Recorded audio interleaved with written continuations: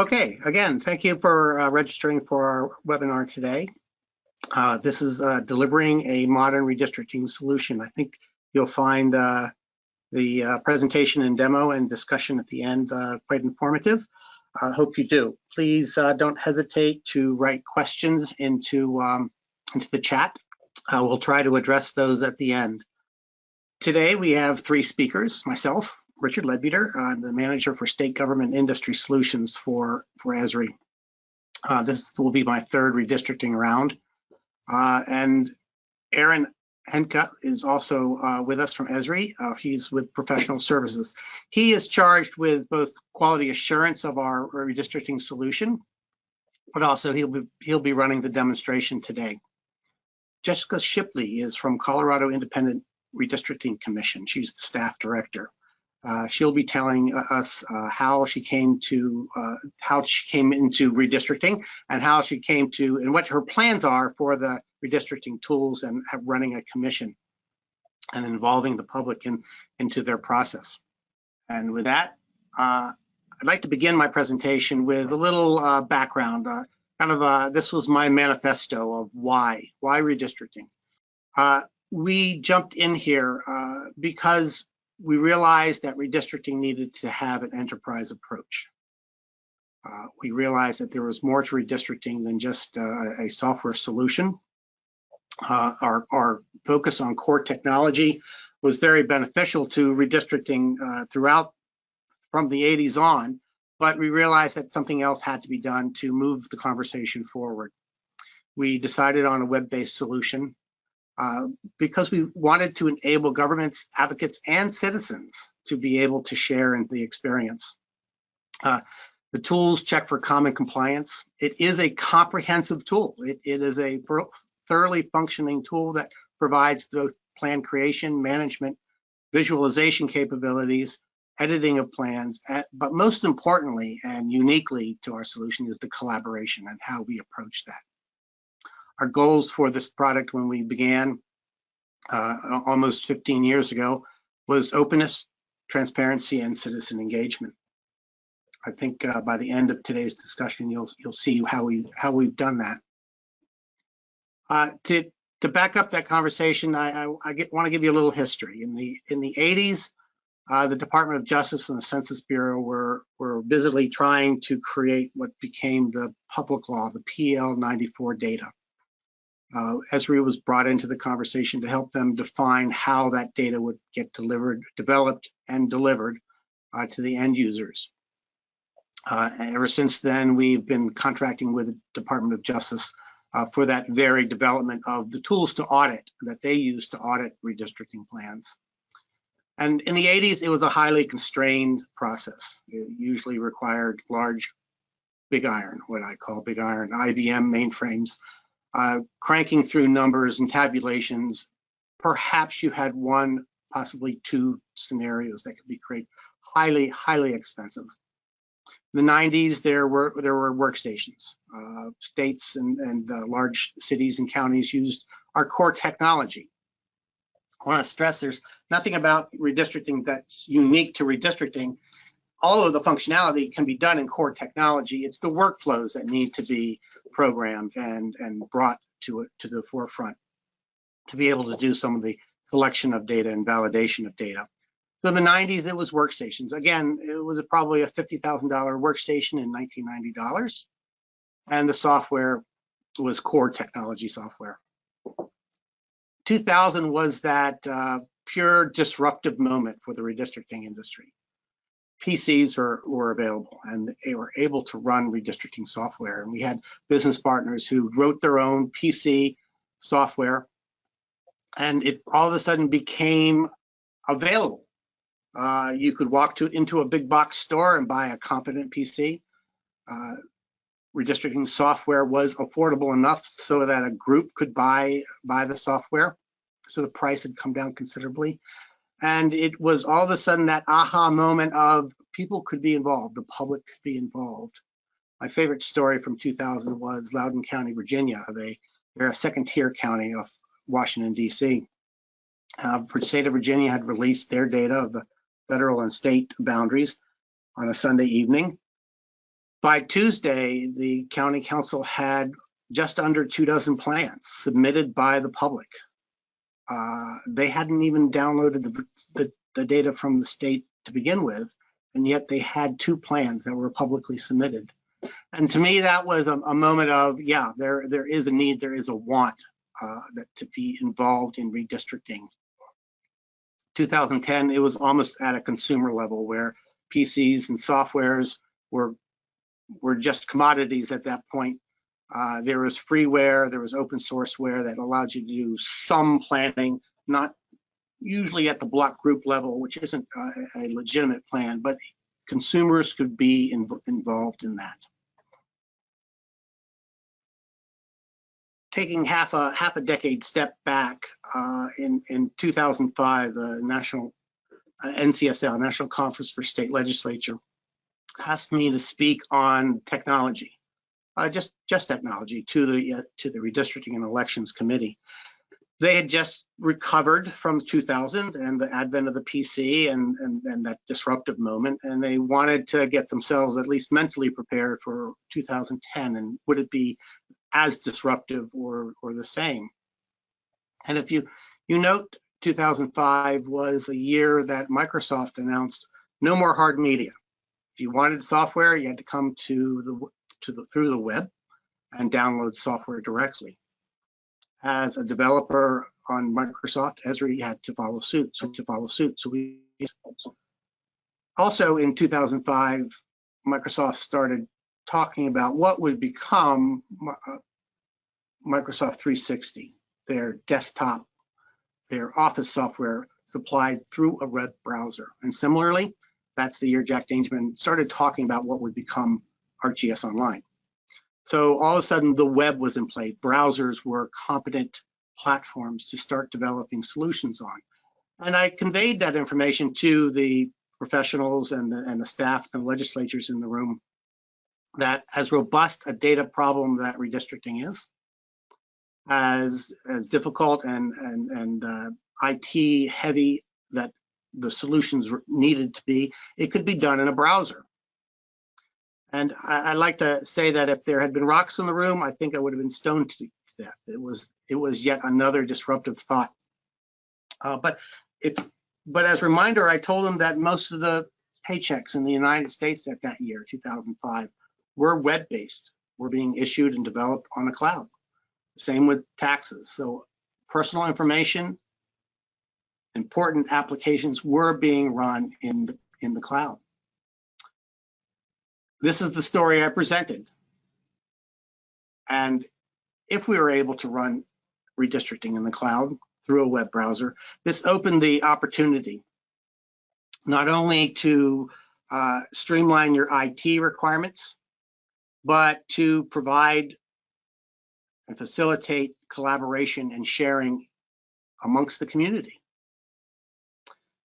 Minimizing GIS experience, centralizing IT, as I said, finding a cost-effective way to provide access to citizens, not put thousands of PCs out into public libraries, but just the ability to have a web browser facilitate the sharing and collaboration.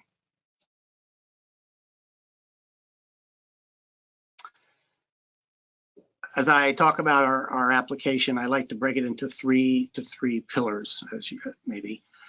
Data sources. This is the census PL data, as well as OMB's data that's supplied with the data that people do redistricting with. But then there's also the enterprise data, the data the state, the county, the local governments may have to support redistricting. This is that enterprise approach that I spoke about, being able to bring in other published feature layers to supplement and view and as reference when you're creating your plan. There's the plan management tools. These are the ones that allow you to both create the plan, collect the data that you need, but organize it. Allow permissions, allow who has what, to validate plans as they come in and see which ones are legitimate and keep and curate those plans. The third pillar is the most important to me and unique to Esri's solution is the collaboration. The ability to set up groups and subgroups, permission those groups, both for the administrators, the commissions, and the committees that need to happen, but also how to manage the public and possibly groups within the public, like the media or kitchen table organizations, the League of Women's Voters, all of those advocates who want to see redistricting done correctly. They now have a platform, and we'll be showing you that as we talk about the application. I like to say there's 3 flavors. There is a software as a service subscription based. That's meant to represent a single seat. Somebody's interested in a single seat, they're able to subscribe to this application and have the data and all the tools to create a legitimate plan. All the way down from the PL data, access to the PL data, to the ability to publish feature services that can be put into story maps or ArcGIS Online application. So it's full functioning software, just like the other 3 flavors of software that we have, except it does not have the ability for public participation. You can publish your data as feature services and through ArcGIS Online and story maps, but you don't have the ability to share the plan and co-work on plans in larger groups. That's left to the other 2 options, both our managed cloud services and our online deployment. Again, same software, same functionality, but you have some more capabilities to manage participants and groups, and assign people to groups and assign privileges to those people within the groups. And they're able to develop plans, validate their plans, and participate in share plans. To be able to unlock your plan and allow other people to see it, edit it maybe, change it, change their version of your plan. But in general, that public participation, that broad participation of either the committee and or the public is brought to you by managed cloud services or our on-demand functionality. This is probably the most technical drawing that I have for you today, but I just wanted to give you an indication of what all is delivered in Esri Redistricting as a package. It does include ArcGIS Enterprise and Desktop. These are locked to the solution so that you have the functionality that we have in our solution available to you to do and perform the redistricting functions. This is delivered to you as a package, so you really don't have to worry about the care and feeding and installation of these products. This comes as a package to simplify your experience. Along with that comes the ability for the public interface. Okay, it comes with the ability to access URLs that allow the externals to come into the application and run the application through a URL. This is standard in the application and is just part of what we deliver. But because we take the enterprise approach, we're able to save it out as feature services and other data other data types, and you're able to access your data and your plans through either the ArcGIS Hub or through our web tools and ArcGIS Online, creating both story maps or just even data services. That, again, another way to communicate the plan and allow people to validate and view and experiment and test the plans that you have created. With that, I want to let you know about a Learn lesson that we have. It's been up for almost a year and a half now.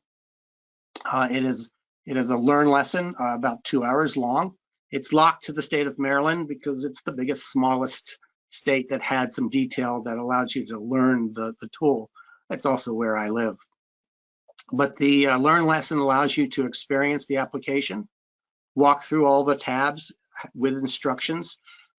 In the end, after 2 hours, you'll have a feel for the application and feel quite competent to go in and create your own plan. This is available to colleges and universities, even high school civic classes have picked this up and added a lab to their government and civic courses. It's a great way to keep people involved. To educational institutions can use this to augment their government classes and get public participation and understanding about redistricting. My case study on all of this was state of Utah. I call them my poster child from 2011. They chose this application, and they chose it because they desired the public engagement. They wanted online functionality, full functionality, not just other data layers that didn't allow you to create a legitimate plan, but full functionalities. It was customizable, so it looked like it came from the state of Utah. They chose a three-prong approach. The Esri Redistricting for their public. They did have other software in the back, happened to be auto-bound from the Esri partner Citygate, but that was what the consultants used.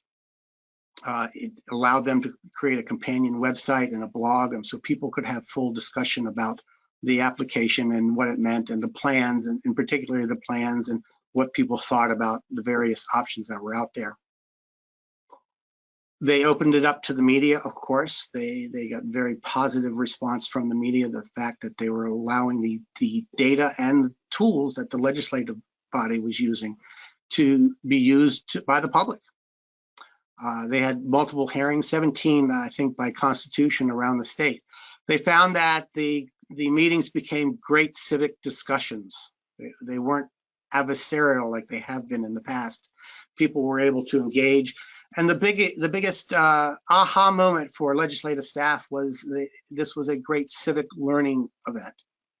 And people realized that, yeah, I came in with my community as a whole. I wanted to keep it whole, but I couldn't finish an entire plan. I had to compromise. And that was a big moment, that just because the lines looked squiggly and funny, there were reasons. So it was kind of the gerrymander killer. People understood that in order to facilitate the Voting Rights Act, sometimes polygons and lines had to look funny. And that's why I sometimes use the term transparency, sunlight, daylight is the only thing that can kill a gerrymander. Think about that. We can give redistricting over to math and let statistics guide the way. We can have the committees do this. We can even have non-legislative committees do this, but that transparency isn't fulfilled until we can deliver the data and the tools into the public's hands so that they can understand that this is a process that's rather hard. It's not nefarious. They had well over 1,000 people request applications. 323 of them submitted plans, and the legislative staff only had to evaluate 271 that met the criteria that was described for plans. The things I want you to take away: this is a web-based environment for creating and sharing plans, and that was one of our main goals in creating this product, that we can deliver it, simplifying the IT infrastructure and the costs of the number of PCs you would need to fully engage a community. It allows collaboration on plans, allows engagement of your communities. It provides clarity into the process, as I said, and it's there ready for you to go now. We have the product up, it's running. We have people using the product now on 2000 and 2010 data, and we have educational units using our Learn lessons to start understanding the process and the tools it takes. With that, I'm going to turn over the screens to Aaron, and Aaron can run you through a demonstration of the product. Hi, so this is the front door to the redistricting solution. This is completely user customizable, so the background title can all be modified.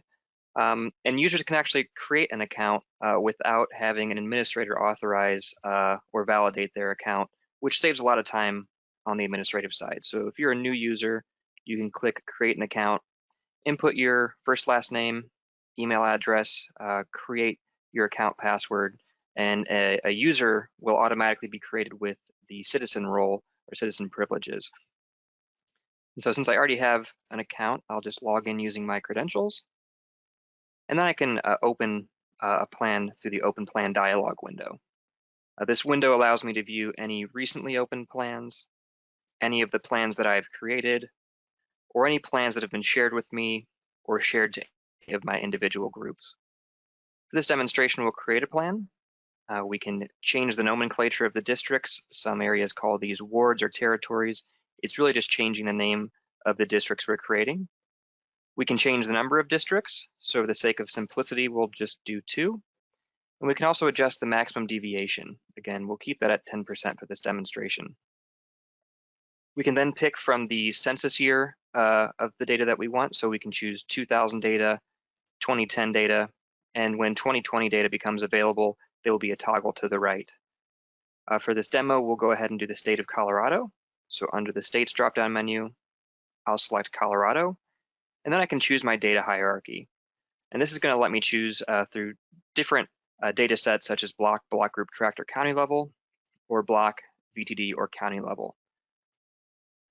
I'll make my selection, and then I can change the color of the districts that I'm working with. So if I prefer a teal to a purple, I can select that, and I can change green to a different green to fit my preference. I can then add standard PL data. And so I can see a description of each of the demographics on the right. I can choose to add those individually, or I can add an entire set by clicking at the top. I also have the option to create a custom variable. This is going to allow me to put in an expression, and it will calculate the fields that I've added to the map. So we'll just do total. And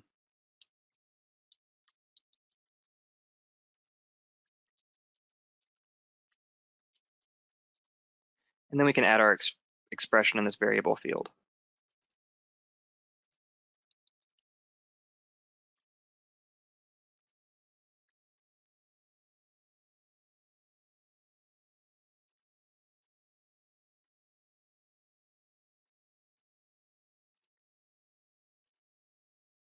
Once I click done, the attribute table will populate with all of the demographic variables that I added, and I'll be prompted to save the plan.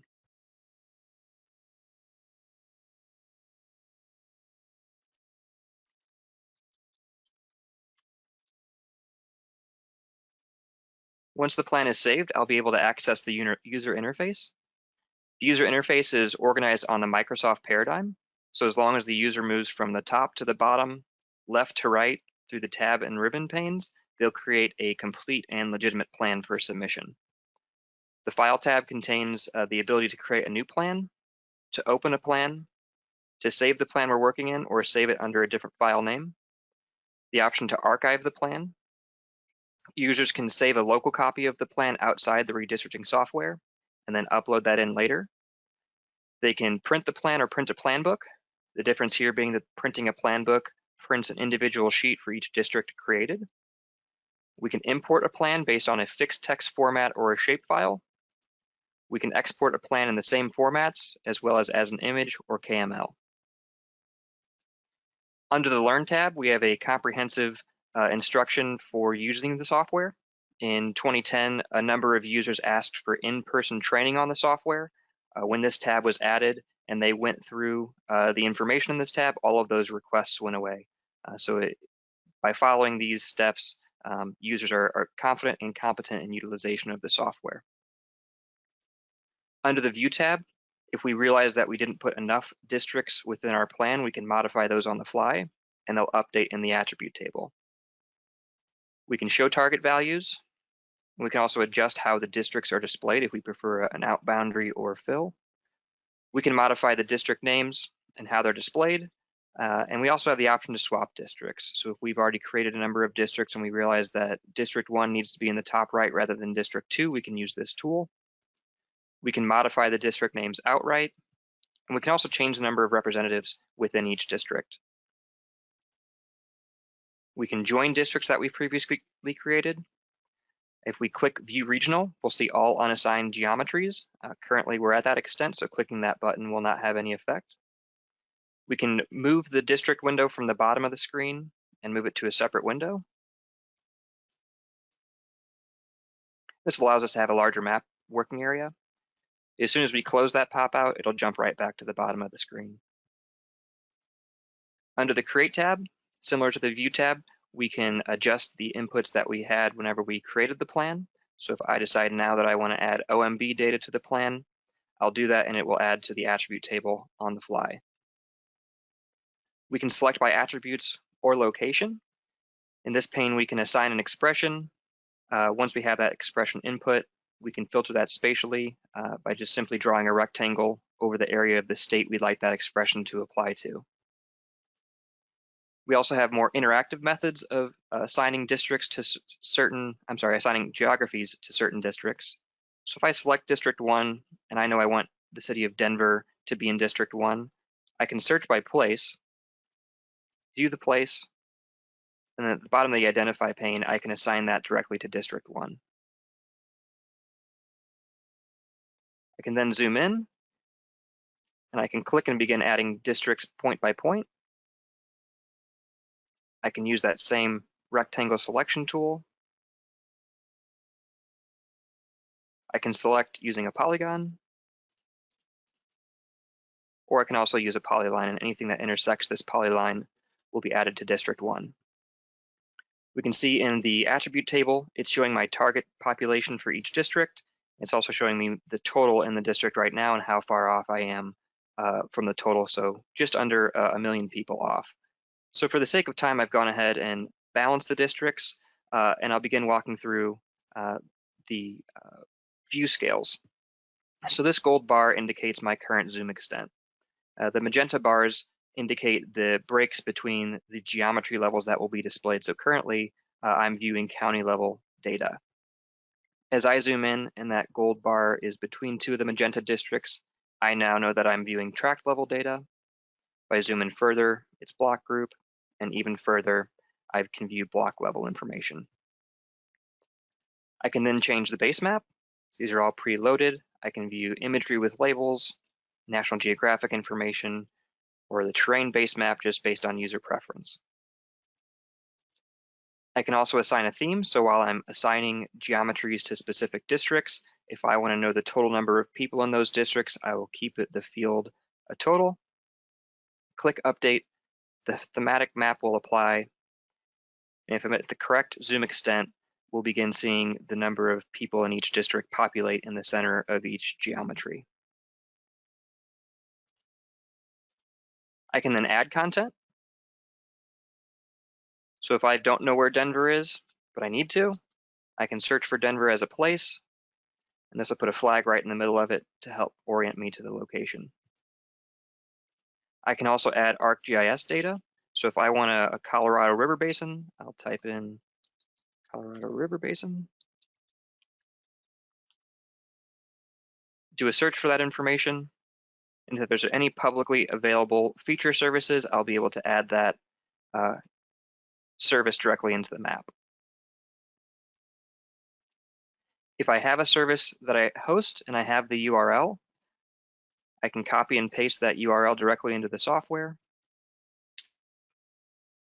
and load the information that way. Next, we have the review pane. I can view a plan histogram, which is going to show me a bar chart of available demographic variables. This will be organized by district. So if I want to see the total white non-Hispanic population, I can select that in the dropdown. The same for Asian non-Hispanic or other. I can then view a plan distribution. Again, this is based on a demographic variable, total non-Hispanic, Black non-Hispanic, and so on. I then have the option to view the district distribution. This will show me all the demographics based on my districts, and it will also, as I hover over it, show me the percentage breakdown for each demographic.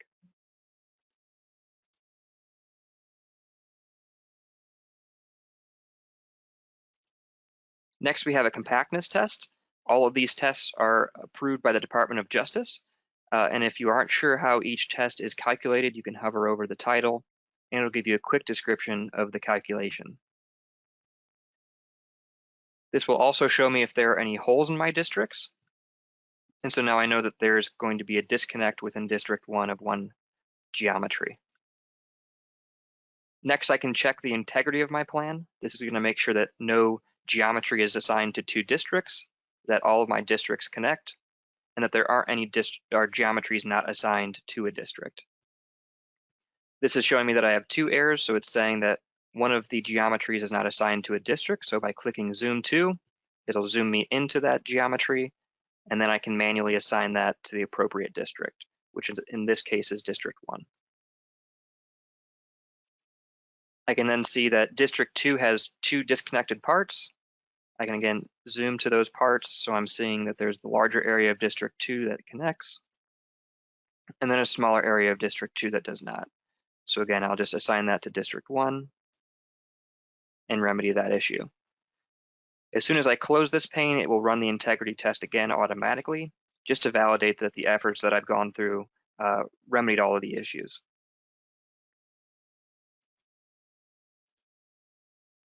Next, we can run reports. And for that demonstration, I'll go ahead and load up the Colorado Senate districts just because they're a little more interesting. There are 35 districts that can be broken down, and we can run reports based on the population, the voting age population, district geography and district statistics, unassigned districts, bill text, compactness of the districts, assigned district splits, and meets and bounds.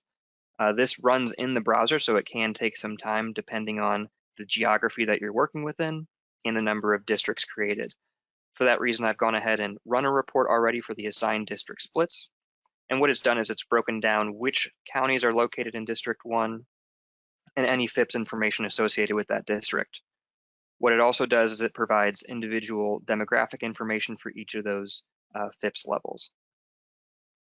We can also run a bill text report. Again, I've already run this before this demonstration, and it will show me which blocks and which counties are located within each district.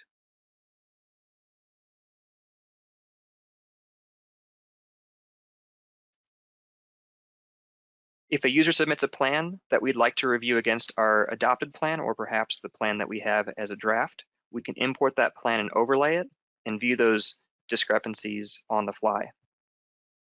So what I've done is I've gone ahead and created a comparison plan for the Senate districts. Once the plan loads, we'll see that there are hatched areas that are imported into the plan. These are the areas that are different between the proposals. So you can see that there are a number of them throughout the state.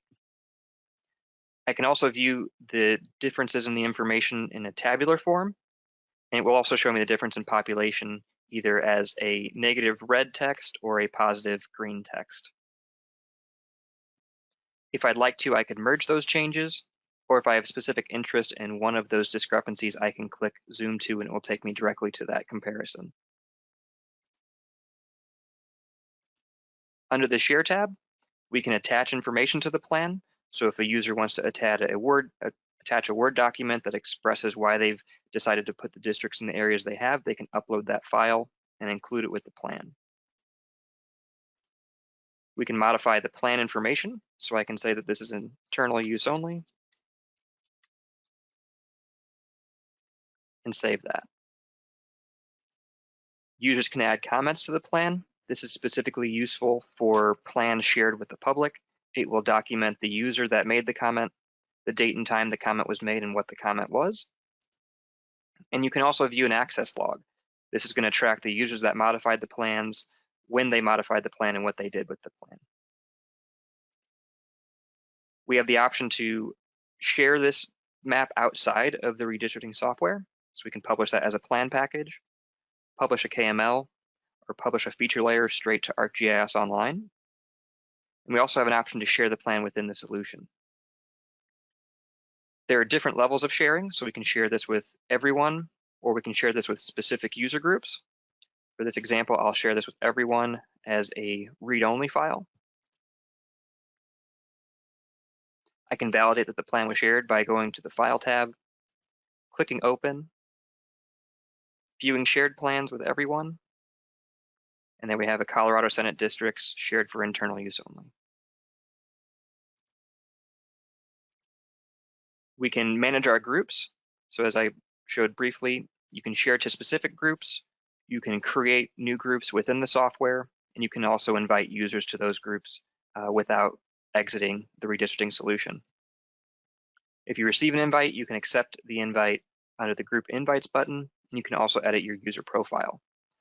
Now, because we've already gone through the integrity tests for the 2-district plan, I'm going to jump back to that one just before we submit the plan.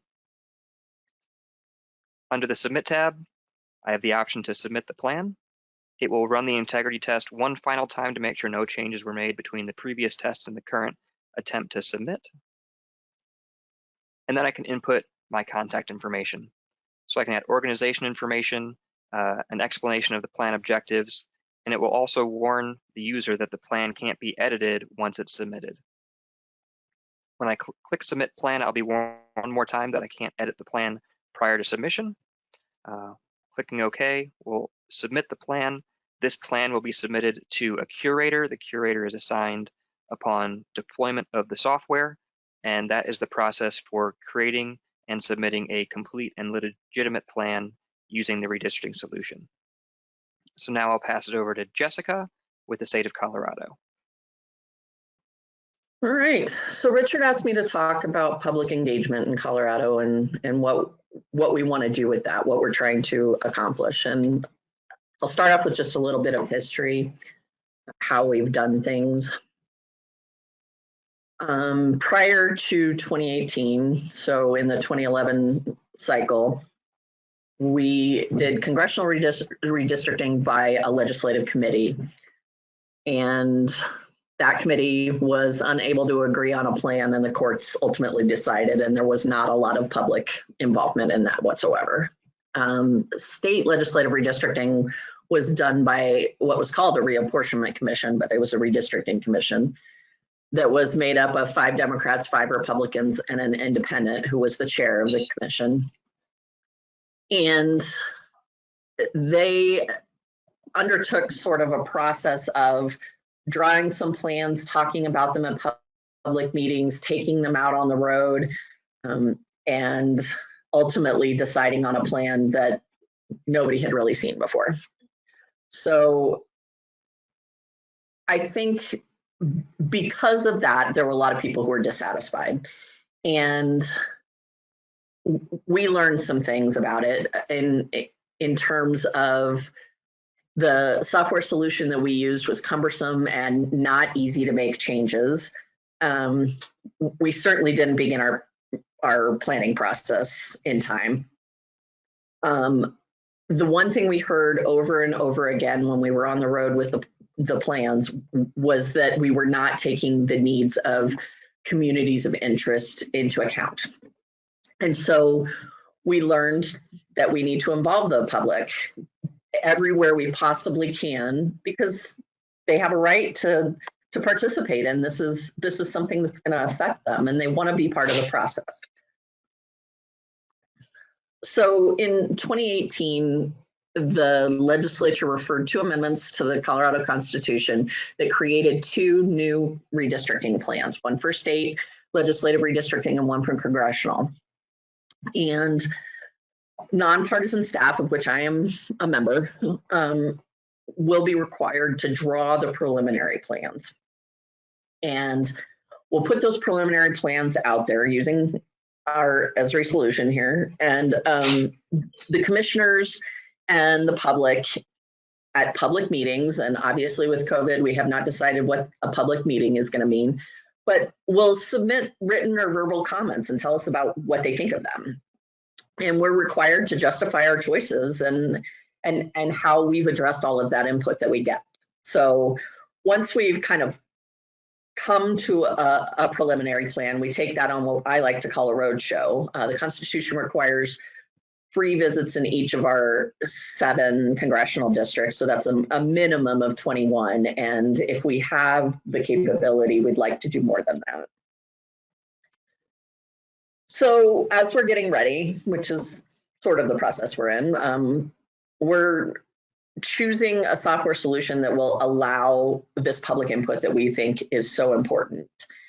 And we want to make sure that the transparency is there, because like Richard said, you know, daylight is the thing that kills gerrymandering. And so we want our data to be open. We want our software to be open. We want our plans to be out there. We want people to have the ability to do things that make them feel part of the process.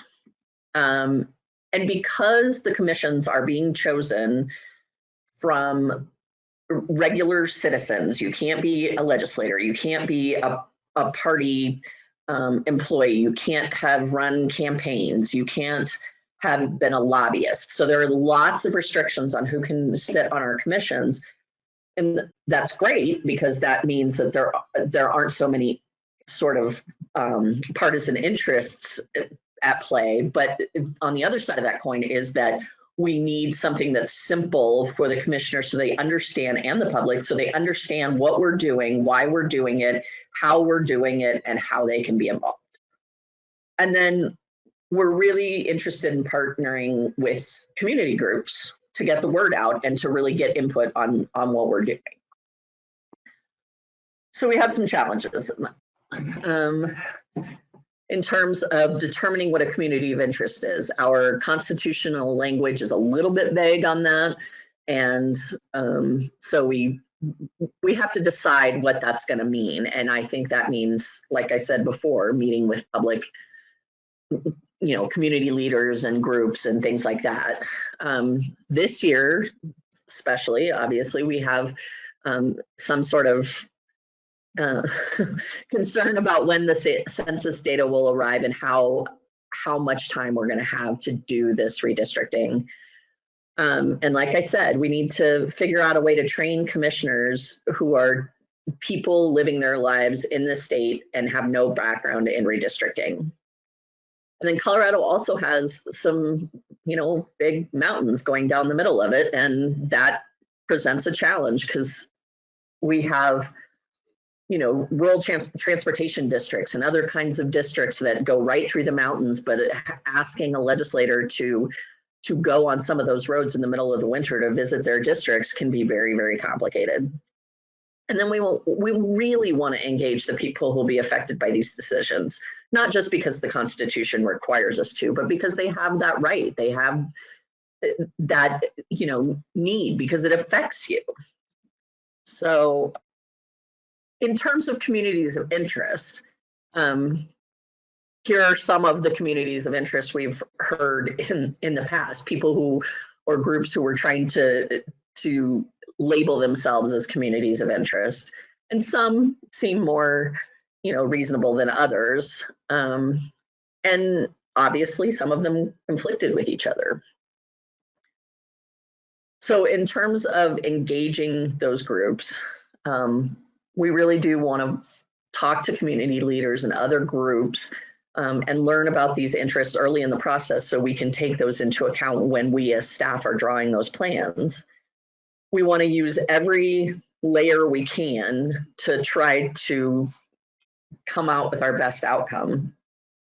We want to, and we need to, because the Constitution requires it, be more transparent about why we made the decisions that we made, because last time these plans went on the road and people were angry, just really angry and frustrated, and it did turn into an adversarial process. And what we'd rather have is a collaboration and a discussion, a civic engagement, all of those words that Richard used.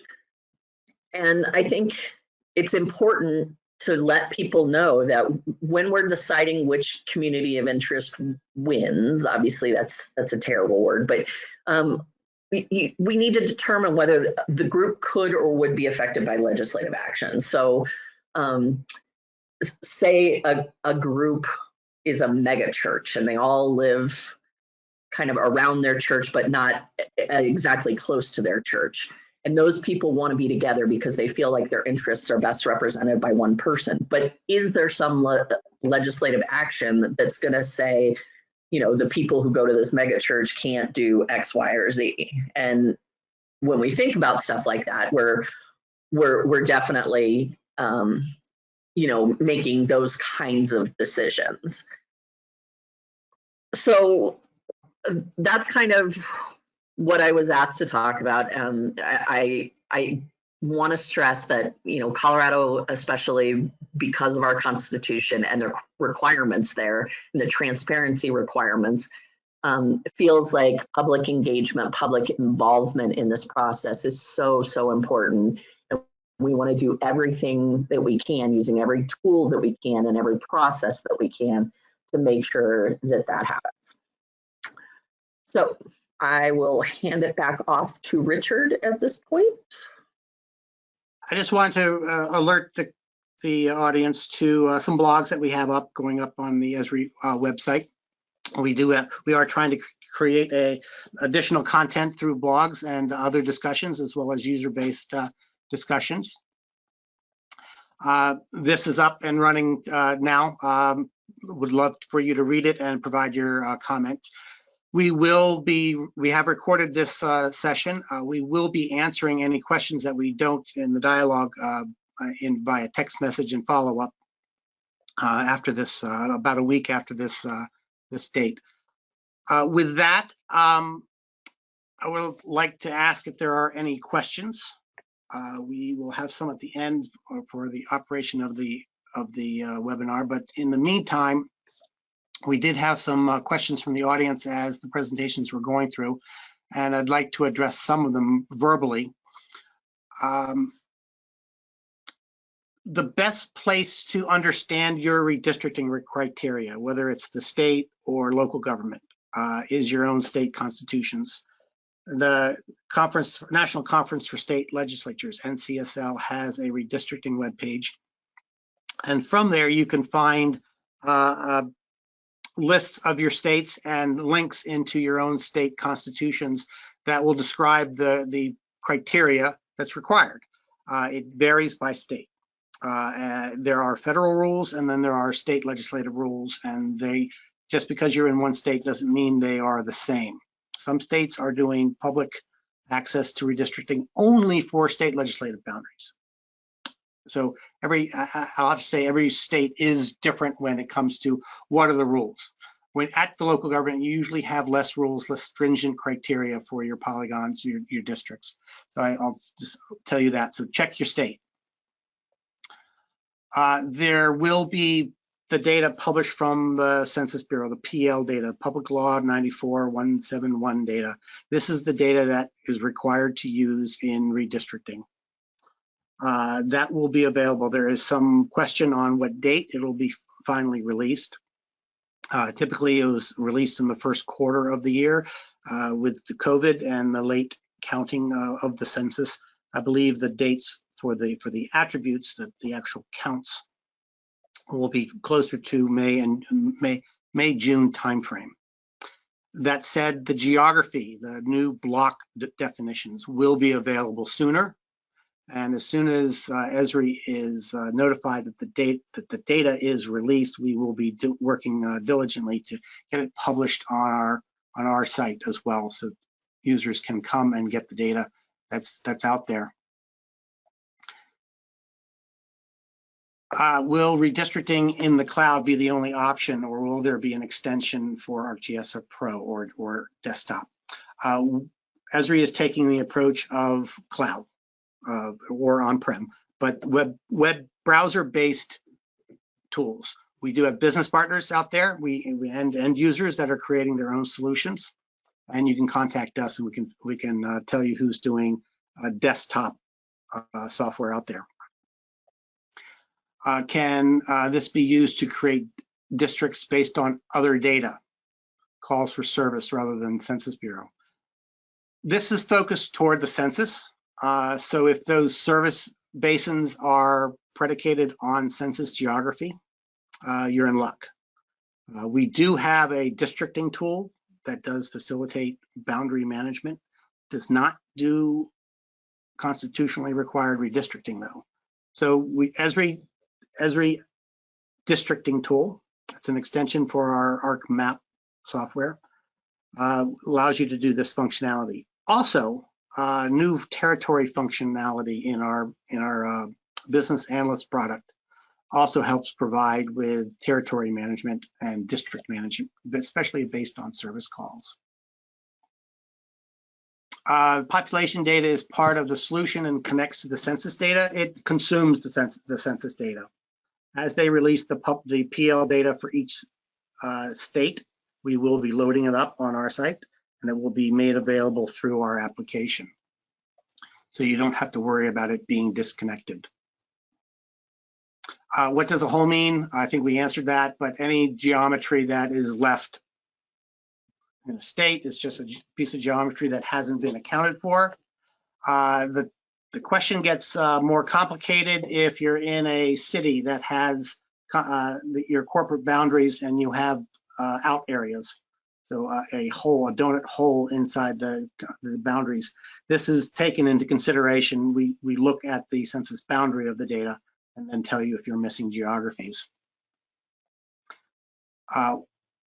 Why have to tell it connect that a given?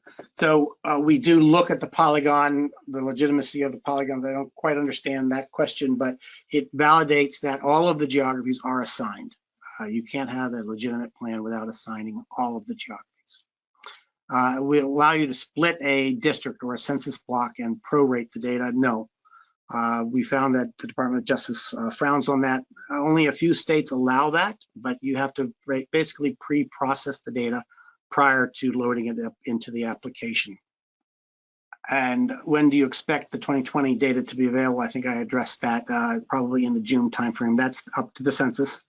And I've heard conflicting dates, so I don't want to give the wrong information. So stay tuned. We'll be monitoring that ourselves and making announcements on our own websites.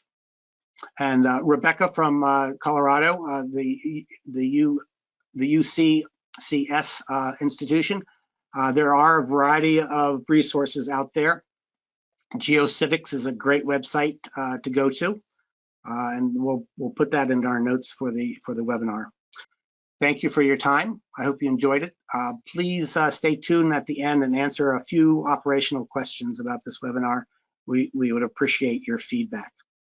With that, I want to thank you. I want to thank the speakers, especially Jessica for presenting today. I think the audience got something out of it, and that's all good for the cause. All right, thank you. And remember, daylight's the only thing that kills a gerrymander.